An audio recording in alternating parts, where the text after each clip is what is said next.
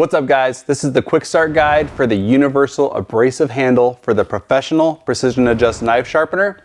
We're excited about it because it can basically hold any stone out there in 4-inch, 6-inch block end, and 6-inch tapered stones. So pretty much anything out there you can now sharpen on your system at home. We're excited about it. Let me show you how it works.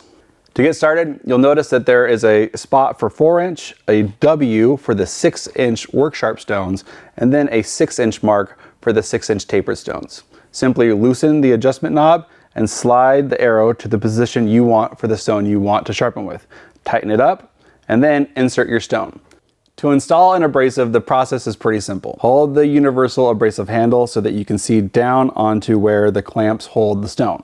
Place the stone on the stationary end, then push on the release lever to lock the stone in place. To install the universal abrasive handle, the process is pretty simple.